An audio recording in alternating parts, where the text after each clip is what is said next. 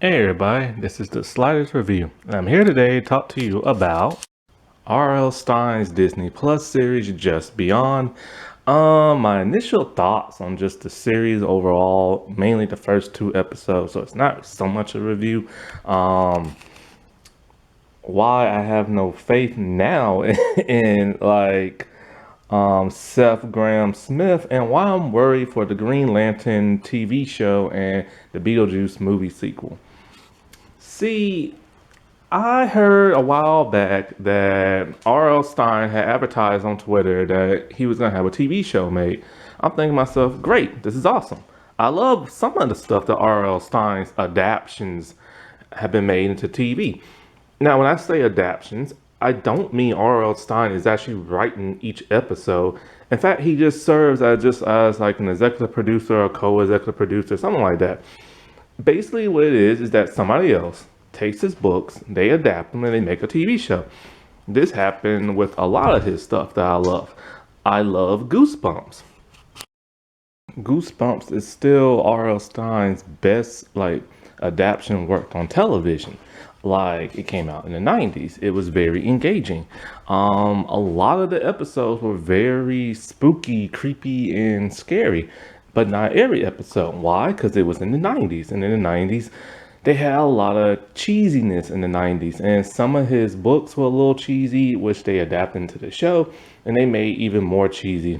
Because it was 90s, they didn't have the best CGI, and so stuff like not so great CGI, some cheesiness, and some of the acting kind of like weighed it down, but it was still good and entertaining.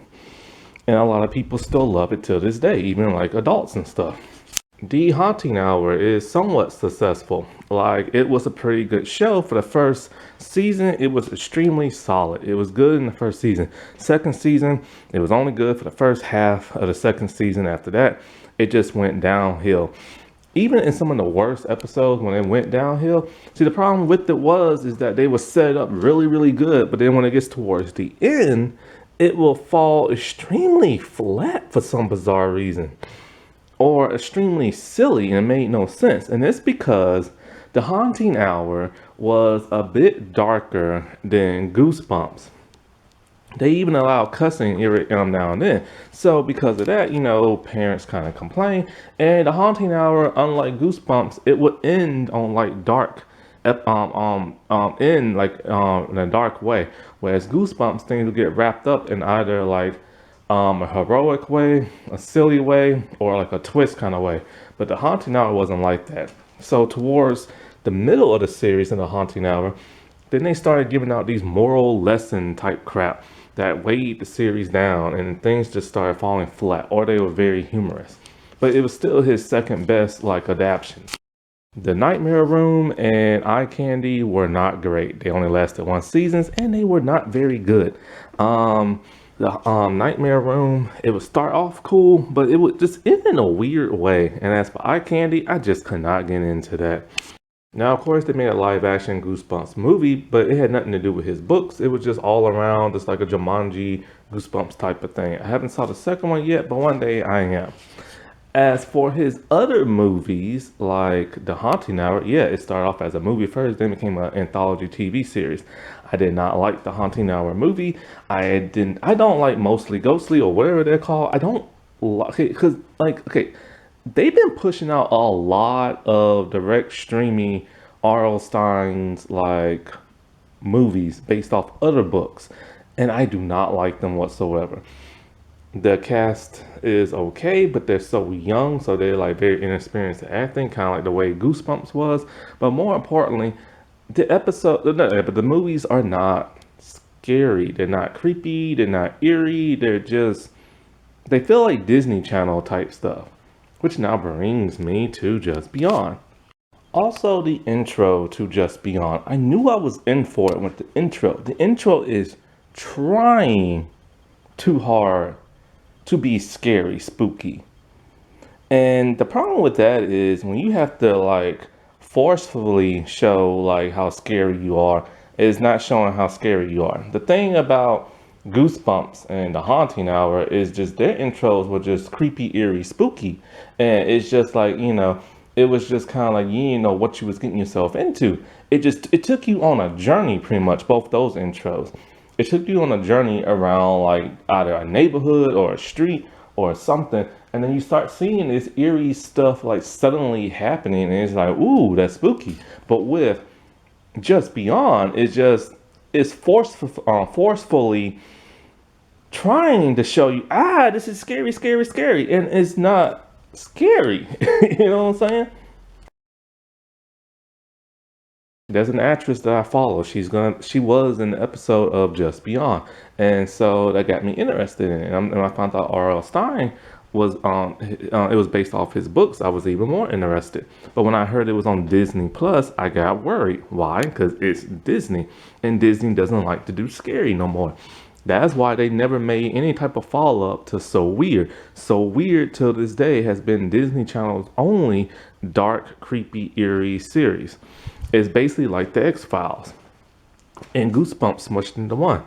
And so, like, they've never done that since then.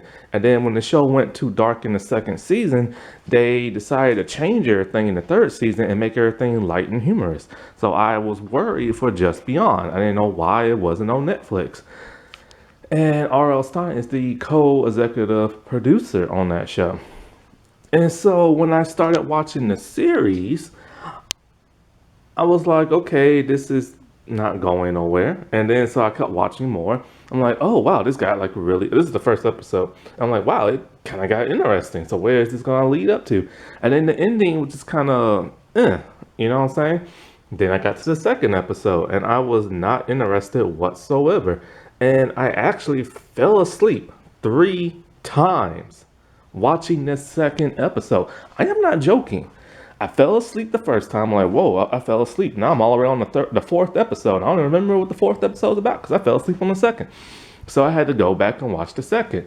I fell asleep a second time, repeated myself. I fell asleep a third time. That's how uninteresting the second episode is. And so I haven't watched any episodes since the second one. And I'm just like, I'm worried. So this is just my initial thoughts on just like the first 2 episodes and just the series overall. Even though I haven't finished it, it doesn't seem promising whatsoever. And it's like, one thing I've noticed about this series is that it's not so much brightly lit. There's nothing that makes it distinguished. There's nothing that make it like pop out in a anthology horror type way.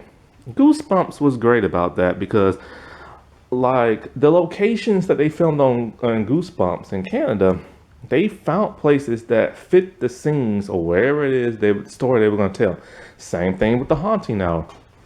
It had a very distinct look, but The Haunting Hour was more modern day realistic as opposed to Goosebumps being like, oh, you know, if they talking about people living on a farm, where they're going to film on a farm, that looks very spooky. If they're going to film in a swamp, they made sure they found the best swamp. Whereas in these newer stuff, they don't. They find places that look okay and looks the part, but in a very friendly, inviting kind of way. Like on The Haunting Hour, did a farm episode, they found a nice looking farm. That doesn't really give you the illusion that it's supposed to be scary. And that's how Just Beyond is. You know, they find the nicest looking locations that don't feel scary. Then there is the music. The great thing about Goosebumps is that the music, whether it was scary, spooky, or hokey, it really set the mood and tone and made you feel. When they was on that farm, they had country hokey type music. When they was in the swamp, they had like, you know, the type of music you would hear like in the swamp, like banjo type stuff, like in the South, you know what I'm saying? And it's just like, they don't do that in Just Beyond. In Just Beyond, their music is very friendly for some bizarre reason. Even when the things are supposed to get scary and spooky in the episode, they're bringing on like happy music, and I'm just like, no, this is not, and this was so weird. This show came out last month in October. The books have been around for about 2-3 years, and so I'm thinking to myself, okay, this is clearly meant for Halloween. It's R.L. Stein, so why is the music so happy in Just Beyond? I don't get that. Like like how are you supposed to be scared when you have like pleasant music? And that's the point. They want you to have this mindset of everything's gonna be okay, and they don't want to be too scary for kids, so the parents won't complain. And then they should never had it on their show or their network or app or whatever you call it. They should have just like said pass and give it to like another network or whatever. And so like, and this is the one problem that a lot of people now are having in the MCU. Like people praise and love the MCU so much, but then after a while, people started seeing the flaws in it. It's too friendly. Even when they get dark, it's too friendly with all the jokes and the quips and the no blood and like all this other stuff. And so with Just Beyond, even the worst. Okay, here's the thing. I did not like the show Creeped Out. Creeped Out has nothing to do with R.L. Stein. I've talked about a little bit about Creeped Out. There's only 3 episodes in the entire 2 seasons that I like. And the reason why I don't like Creeped Out is because like a lot of the settings don't look scary. They start to get like the show will build up like in a tense kind of way, like oh my god, like what's gonna happen next, and then it falls flat, and then it falls flat on a moral lesson, like a big long monologue of like a moral lesson. I'm just like, you don't want to learn nothing when you're supposed to be creeped out, you know. And so like that's why I didn't like the show Creeped Out. And that's how Just Beyond feels. But the problem with that is it doesn't really build you up for the creepiness. It just feels like a regular mundane show that ends on like a good note and ends in just like, a moral lesson kind of note. It is not like Goosebumps or The Haunting Hour whatsoever. Even the worst Haunting Hour, Goosebumps, Nightmare Room, and even Creeped Out episodes are still better than this. And it's just like there's nothing to this show that makes me want to go, ah. You know what I'm saying? Now, the first episode, which title, I think it's something like Don't Leave Kids Alone or something like that. It's a weird title. It has nothing to do with the premise of the episode. It's basically like this. There's this one girl, Veronica. She's a little bit of a rebel. She likes vegan type food, and she wants people to be like, eco-friendly, and when they're not, like chaos kind of ensues where she kind of gets like in the people's faces and everything. So it's led her to be kicked out of school because this is like her 9th offense. And so she gets put into like an all-girl boarding school. And it's your typical tropes of R.L. Stein. One of those schools that bad kids go to, and then either there's a clone or a robot version of the kid, or they're brainwashed or something, and now they're perfect. It amazes me how he reuses the same tropes, but manages to make them all completely different and interesting. Like, that man is great. That's why I love R.L. Stein. So anyway, she goes to this type of school. Everybody there has the same exact hairstyle, except for the head mistress, Miss Genevieve. And so, like, the way her roommate talks is very robotic. So everything was just going kind of blah. I'm like, okay, what's this episode? Why is it creepy? Then when Veronica started playing music, it upset her roommate, and her roommate grabbed it and gave her an evil look and told her, don't you play music again, it's not allowed. I'm like, okay, it's starting to kick up. Where's this gonna go? And we see another girl spying on them, named Claire. So in a way, basically,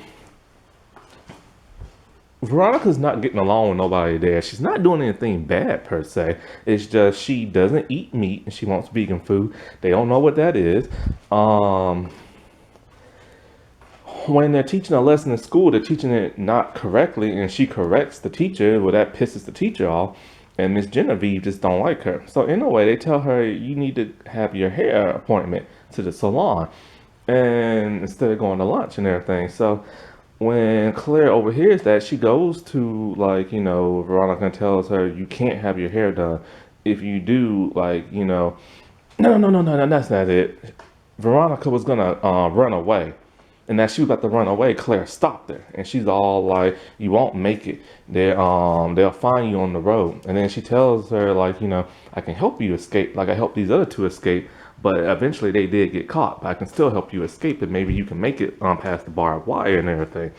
And so then that's when Claire tells her, you can't go to the salon. You won't be normal no more. And she's like, what are you talking about? So they sneak into like the building where the salon is at and they hide and they watch a girl. And Genevieve is there with the man who does the hair. And the girl's all like, I just didn't feel like myself and blah, blah, blah, blah. So they knew whatever they put on that girl was wearing off. So they brainwashed her. They put your hair in one of those like, them hair salon head things, what them dryer thingies, whatever they call. And so when they do her hair comes out looking completely different, like Stepford Wives type thing. And she's now super brainwashed. And that's what they do to make the perfect child. They brainwash them. Well, as the girls are finna leave, Veronica knocks over like, a little screw or like that, and a nail. And so it alerts the two people in the room. So they run, they go back to their rooms and they sleep it. When they wake up in the morning, Veronica notices that Claire has been brainwashed. Now, the reason why Claire was never brainwashed before is because she has a steel plate in her head. And so, like, when she asked her, why are you talking this way? And how come you don't want to help me escape no more? She's all like, I remember going to the salon, telling them about my steel plate, and then after that, my head was clear. So now she's been brainwashed. And the reason why Claire didn't want to leave, because her sister is there, who is brainwashed and stuff. So the head mistress is all like, it's time to step up your hair appointment. And so as Veronica's in her room, she's talking to her roommate, and she's all like, I want you to have my music box. I know you don't like music, but I want you to remember me because when I come back, I'm not gonna be the same person. And so like she asked her, what's it like? Like, what's it like being the way y'all are? Like, maybe it's not that bad. She knows she has no options. She can't run away. They'll find her. She has to get her hair done. And then so her roommate starts acting weird, touches the button on the radio, and music plays. It knocks her out her trance, and she's no longer brainwashed. She has no idea where she's at and all this other stuff. And Veronica tells her, like, look, I'll tell you everything, but you have to do exactly what I say. So anyway, as Veronica's with Miss Genevieve, she pisses her off. She drags her to the salon place, but before they can go, they're outside. And then she tells Miss Genevieve, like, just tells her off. And then she tells her roommate to hit it. Her roommate in Mrs. Genevieve office on the loudspeaker. She plays the radio, and all the girls are out the trance. So what do? They run outside and they just start being excited and kind of like dancing. And I'm just like, what? Like, that's it? that's what happened? They're just happy and excited? Like, no. Like, it was way creepier in Goosebumps when they did like the perfect school thing. And in the Haunting Hour, even though I didn't like their perfect type school episode, it was still interesting with the robots and stuff and how the whole family is robots and that one boy didn't know. So they locked him away in like a vault and stuff. But that was still creepier than this, where it's like music was the thing. I don't know what's up with a lot of like even Creep Show. No, Creeped Out did that. In the episode I actually liked, where these alien parasite things went inside your brain and music got them out. But at least that made sense. But I don't understand why music's always the thing that like knocks people out their trance. In the second episode, it's just like, it's dumb. It's two boys, they're friends, they hang out. Their parents try to be hip. Their parents are super, super, super nice. When the boys are like home alone, one of them forgot his headset for his video game. He goes back to his house, and what he see? Both their parents in the in his house, levitating like a chair or something like that. A lot of purple light. They're freaked out. They think their parents are witches. They talk to their parents some more. The parents are still acting friendly. Then they go camping. Oh no, before they go camping, they see their parents again doing the same thing because they spied on them. But this time their parents have tentacles for arms and everything. And the title of this is Parents Are From Mars and Children Are From Venus? Anyways, they go camping. Nothing really happens. I keep falling asleep, so I kept watching it. And then the parents reveal, yeah, we're aliens and everything, and you're an alien too, and it's okay, it's all great, but we're finna go home. So the kids think they're finna go home to their regular house on Earth. The parents are like, oh no, we're going back into outer space. So they turn their van into like a spaceship, and it flies off into space, and that is it. What was scary and spooky about that? Like, absolutely nothing. This show doesn't know how to do like scary, not even on a kid's level. Why? Because of the man who created it, Seth Graham Smith. Now, I've never heard of this man before. And I'm thinking to myself, okay, let me look him up so I can see if he needs to go on the chalkboard of like, I don't know. And da da da da, he is. Why? Because of some of the other stuff that he either produced or wrote. He doesn't do a very good job. Let's put it like that. He is now in charge of the HBO Max Green Lantern series, which now I am terrified for. And he's also making the Beetlejuice sequel movie, which I am even more terrified of. How he's supposed to do scary, horror, spooky if he can't even do it on a kids level show when other people have done it better than him. And other movies he have either wrote or produced is Pride and Prejudice Zombies, which didn't do that well in the box office. He did Abraham Lincoln Vampire Hunter, which didn't do so great at the box office. He did Dark Shadow, which I personally just like with. Like, I don't it wasn't super terrible, but it wasn't super good either. It was just blah. And he messed that up. And then he did the Child's Play reboot in 2019. And as you know, many people hated that movie. Now, he also did both the It movies and stuff. And I haven't seen those movies yet. I'm about to. I know a lot of people love the first one, but people did not like the second one. So it's kind of like, if this dude has a track record of not making good stuff and not making good horror stuff, then why is he gonna be on the what's the McCollum thing? What's it called? Beetlejuice remake. Not remake, but sequel. And he also did two Lego movies. He did Batman Lego and another one. And Batman Lego I thought was okay. I don't think it's great. I don't know why people was like insanely crazy for it. Like, it was just okay. You know what I'm saying? It was nothing to shake a tail feather at. But it was pretty cool, you know what I'm saying? So with that, he's now gonna do the Green Lantern So he's now gonna do the Green Lantern series on like HBO Max. I don't have no faith in this man. Like, I really don't. It's clear he doesn't know what he is doing, like when it comes to writing and producing, because some of those movies I mentioned he wrote, and the other ones he made I've never heard of. And so it's like, why did they get this man for? Like, he can't even adapt a R.L. Stine book properly and make it cool. I don't get it. Like, as cheesy as Goosebumps was, it was still better than Just Beyond. As like blah as like The Haunting Hour was, it's still better than Just Beyond. As like bleak as as flat towards the end as The Nightmare Room was, it's still better than Just Beyond. As bleak as Creeped Out was, it's still better than Just Beyond. Now, I am gonna watch the rest of the episodes. Like I said before, this video is just my views on the first two episodes of what I saw. I am not impressed. Your first episode is supposed to be your big banger. If that's not it, then why did they go with that one? And then the second one didn't do no favors. Alrighty, well, I'll talk to y'all later. Bye.